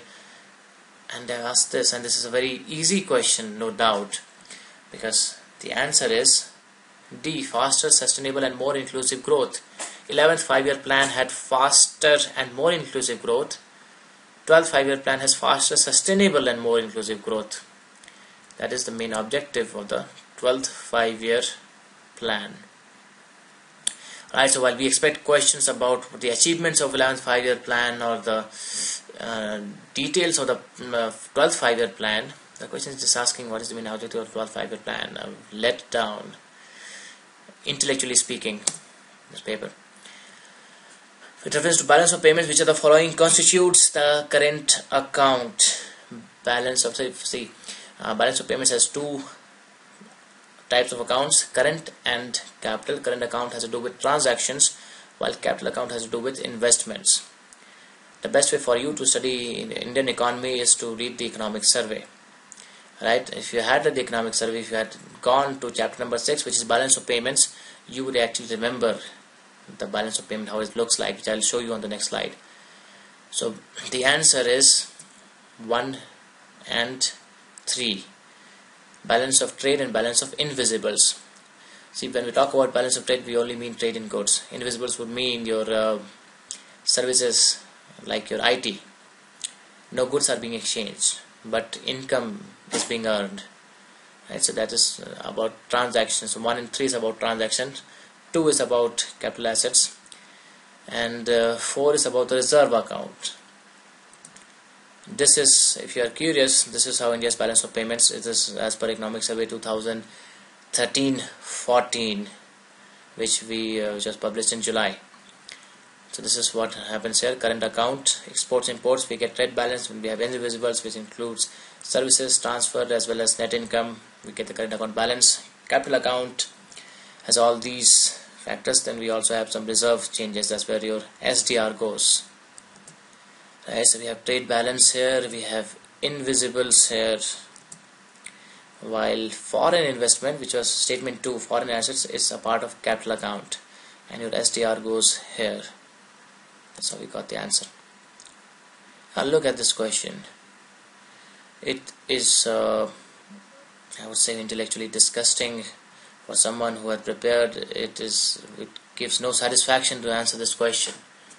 It's just asking MSF and NDTL, which sometimes appears in news, are used in relation to which of these sectors? And look at the options: banking operations, communication networking, military strategy, supply and demand of agricultural products. If anyone had read the newspaper, even for 10 days in 1 year, he would have known what the answer is. It is A, and I was so angry at this question that I have mentioned it here. I have put on record my disapproval of such questions in a paper which is worshipped by lakhs of people, and they prepare expecting to be more intellectually challenged than this. Right, while we are on this, probably next year you can expect repo rate is associated with which, or SLR, CRR. There is actually one question on SLR, CRR. Here, MSF, corridor, open market operations. This is standard stuff which you should know about, right? And they will not ask, hopefully, that who is this person, recognize this person, and give options. So let's move forward. I'm not going to take a session on monetary policy tools here. I'm just telling you that could have been a better question. Now, business correspondence or bank sathi, even right now they're in discussion after the Pradhan Mantri Jan Dhan Yojana. If it has to be implemented, these business correspondents have to do a lot more job, and probably their salaries have to be increased so that they are more incentivized. What do? Right, so it has to do with financial inclusion, surely, right? We know business correspondent, bank sathis are playing a big role in financial inclusion. Even if you know this, you know the answer has to be both 1 and 2. The answer is C, both 1 and 2. As simple as that. You did not know, you only knew financial inclusion, you can still answer the question. Therefore, never surrender to any question without reading the statements, and never surrender to the statements without reading the options. Only then you give up. There are ample opportunities to encourage you to answer the question without knowing completely about it. Now we are about statutory reserve requirements. Right? Previously we saw CRR, SLR. This is about CRR and SLR. What is the purpose? The most obvious purpose is to make the people's deposits with banks safe and liquid. So 2 surely is there. 1 is to enable the central bank to control the amount of advances the banks can create. So yeah, we know SLR, right? We know SLR is blocked with the banks themselves, mostly in government securities which are liquid. CRR is blocked by the banks with the RBI, which is supposed to help them meet the emergency requirements, which serves as a very important monetary policy tool, because if they increase these ratios, then it will decrease the money supply in the economy and all that. So 1, to enable the central bank to control the amount of advances the banks can create is correct, because if it is a high inflation period, then they would increase it, and they would want the amount of advances to be reduced. So 1 and 2 are correct. 3 is to prevent the commercial banks from making excessive profits. Now why would this be an objective of this? To prevent the banks from making excessive profits. So long as they do things correctly, they subscribe to everything, why should they be prevented from making profit, and why that should not be the purpose. So 3 is not correct. To force the banks to have sufficient vault cash to meet their day-to-day requirements. These are not for the day-to-day requirements anyway, and this is not just about vault cash, this is also about government securities. So 4 is not correct. 3 is not correct. 1 and 2 are correct. The answer is B. I look at this again. A letdown. Series of uprisings of people refer to, why I don't even know why do they say recently. It's been 3 years now, but for them 3 years is recently. So Arab Spring originally started from, right, even if you had gone to the Wikipedia page, even if you had come across this, if you had bothered to find about this, or anyone mentioned Arab Spring and talked for 5 minutes, you would know the answer. The answer is Tunisia. It was first Tunisia, then Egypt, then Yemen, Libya, Syria, and Syria is still in flames, right? Syria is still burning, and no one actually calls it Arab Spring anymore because it has become very bloody, and both the sides are committing a lot of extremities. They're both armed, so it's no longer a spring. While in Tunisia it seemed to be a spring. So it moved from Tunisia to Egypt to Yemen to Libya to Syria, where it is right now. And these are the casualties there. Zine al-Abidin Ben Ali had to leave. Hosni Mubarak was arrested, trial is still on. Ali Abdullah Saleh, he also quit. Muammar Gaddafi was brutally murdered, and it was captured on video. For the people who were fighting for democracy and human rights, once they captured the leader, they killed him on camera, which was again criticized heavily in international media. And Bashar al-Assad is still holding on and getting stronger by the day, especially because now that Iraq crisis is on with the Islamic State, and the world needs his support to curb it. Anyway, there's no session on international affairs, so we'll come to the next question. Arctic Council, right? Arctic Council, we are able to find the motivator here. India was accorded the observer status the last year of Arctic Council, and India is almost competing with China to make some grounds in the Arctic region. However, India has made it clear its involvement and its base there in Arctic is only for scientific investigation. So Arctic is becoming very important because now the ice caps seem to be melting, which means that there will be more resources available for exploitation. So while India and China were competing to be observers, Russia and the US were competing to gain rights, and Russia will not surrender its rights because it is the biggest country closest to Arctic to explore it. So Russia is there, Denmark, it is that region, so Denmark is there, and the US is here. As US is almost everywhere. US will poke its nose everywhere. So if you knew Russia, you knew Denmark, you could have included this. And anyway, there's no option which has 1 and 3. Right? There's no option 1 and 3. It's just 1, 3, and 5. So the UPSC gives you a lot of options to guess the correct option. The answer is D, and it has 8 member countries, a very tightly controlled group. It is supposed to address the issues faced by the Arctic governments and the indigenous people of the Arctic. The countries are Canada, Denmark, Finland, Iceland, Norway, Russia, Sweden, and the US. India became an observer in May 2013 along with 5 other countries, which included China. Now, an easy question to answer. Chechnya. So basically it is the terrorist affected region. Which country does it belong to? Chechnya belongs, it's under the federal control of Russia. Chechnya the problem is related to Russia. Darfur is related to Sudan. Darfur is an area in western Sudan.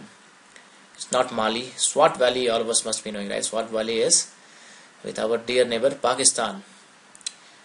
Even if you know 3, forget about 1 and 2, even if you know 3, Swat Valley is Pakistan and not Iraq, which I think you must be knowing. Answer has to be 1, as in A. Look at the options. B, C and D all have 3s, therefore don't consider them. Answer is A. Lot of opportunities for you to guess the correct answers, and that is what probably makes this paper answerable in many ways. Agni for missile, which of the following is correct? It is a surface-to-surface missile. Of course, it's a surface-to-surface missile. Agni is supposed to be the preferred carrier for our nuclear warheads to serve as a deterrent. Right? So 1 we know is correct. Fueled by liquid propellant only. Is it both solid liquid? Is it only solid? What is it? We are not sure. We go to statement 3. It can deliver 1 ton nuclear warheads about 7,500 kilometers away. India has not been able to develop a missile, at least not officially so far, which has a range of 7,500 kilometers away, while China has crossed 10,000 kilometers. So India does not truly have what we call an intercontinental ballistic missile, which means that the range is around 10,000 or loosely 8,000 to 10,000. So 3 is incorrect. 1 is correct. If you know 3 is incorrect, that is still answers it. Right? Look at the options. B, C and D all have 3. Only A does not have 3. That is the answer. That's how you answer the GS questions. Right. The third last question, coal bed methane and shale gas. One says coal bed methane is the pure methane gas, while shale gas is a mixture of propane and butane only that can be extracted from fine grained sedimentary rocks. Now if it was propane and butane only, the world would not have gone crazy about shale gas. Shale gas is similar to natural gas, which means it is primarily methane. It's primarily methane. Even if you don't know that, just look at the word only. Propane and butane only. No natural gas is just to say, even if it is traces, there will be more gases. So this only is inserted to deliberately make this answer as surely incorrect. So take it as a reading comprehension type of practice. You know how to create wrong options, right? You add only, or you say the maximum in place of most, and it becomes a wrong option. So this is a wrong option, wrong statement. 2 is, in India abundant coal methane sources exist, but so far no shale gas sources have been found, and which is incorrect, because we have read news about shale gas discoveries being made, although they have not been commercially successful so far. But this is about finding. So we have discovered shale gas. ONGC has discovered first in West Bengal and then in Gujarat, in Cambay Basin. We have already discovered shale gas. Just that how commercial they can be is to be seen in the coming years. Changpa community of India, they live mainly in the state of Uttarakhand. See, and Changpa, Uttarakhand, probably you will not associate such a name with Uttarakhand. I'm just trying to guess. If you don't know how to approach it, so you can reject 1, which means you come down to 2 and 3 and 3 only, which means you just have to look at statement 2. They rear the Pashmina goats that yield a fine wool. Of course, Pashmina goats yield fine wool. Is it by Changpa community? If it is by Changpa community, then we are looking at Ladakh. Pashmina goats wool, they are from the Ladakh region. The fact is, they are from the Ladakh region. So, and they're kept in the category of scheduled tribes is correct. We need not bother about it because both B and C have 3. They're kept in the category of scheduled tribes. The answer is 2 and 3 only. Answer is 2 and 3 only. Now I have kept repeating throughout the session, you need not know all these statements. All you need to know is which is definitely correct or which is definitely incorrect, and you can still answer the question. Never surrender to these questions. And this brings us to the last 100th question, where cluster bean guar is traditionally associated as a vegetable or animal feed, but recently it has assumed significance. And I think we would have read about the controversies regarding guar. It is like a quick success and failure type of a story. Guar is used in the extraction of shale gas. So there was a heavy demand because shale gas extraction has been increasing in the US. There is demand for guar gum, And the thing with guar is cluster bean is that it can be produced easily. It does not require a lot of irrigation. Even on fallow land you can produce, and Rajasthan is the most suitable area for this. Therefore many farmers made quick bucks selling guar for guar gum, and there were many processing industries came up, factories came up to make guar gum, and all of these benefited hugely for close to 2 years, and the prices kept on increasing many times over what was the earlier price. However, as it happens in economics, when prices go really high, supply rises to meet the demand, and soon enough we will find enough supplies, or we'll find substitutes becoming attractive. Right? That's how law of demand works. The price keeps on increasing. At a certain price point, substitute will become attractive. So what happened with the shale gas is the manufacturers started looking at alternative such sources, and they looked at another cheap destination, which is China. So China started producing substitute products for this, and also started producing guar gum because of the supply increase, and prices have not fell exactly, but they have moderated. So much for guar gum. But many farmers became millionaires by catching on this opportunity. It's always the first mover advantage, the ones who realize an opportunity and change their production methods. However, it's not a good thing in the long run because it skews the agricultural patterns in a particular region. So this completes 100 questions. I realize I've been fast here, and probably sometimes I've tried to invoke common sense rather than just acting like, oh, I know it, this is the answer type of preaching from my side. This only because I wanted you to understand. You don't need to know it completely. Even if you know it partially, you can answer. Even if you know out of 3 statements, you know 1, you can still answer. Even if you know 1, you can go to the options and you can pick and choose. Right, so 100 questions. This is General Studies Paper 1 of Civil Services Prelims 2014, and now I can't help but thank you if you have reached till here. You have been very patient, and let me do some marketing if it's alright with you. We have very nice, concise, powerful online modules. If you can only pay a visit to this link, testcracker.in/prelims, you will realize this is all you need for your prelims examination. Very power-packed, structured module for both paper 1 and paper 2. Content followed by tests, followed by review, and you will like it if you visited there. For mains, and this is what I really like, is our mains module.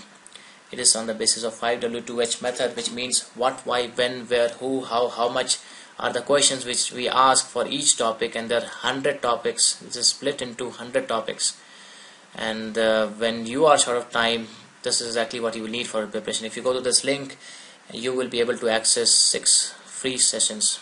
So do that there. And if you have liked this discussion in any remote weird manner, and if you're not an alien who has finished watching this, why don't you do this? We are on Facebook, facebook.com/testcracker. Alright, so hopefully if you have any comments, please do mention. Do not criticize me excessively, but moderate criticism is always welcome. And any other help you need, any more clarification you do, pass it on in the comments. Right. So, thank you.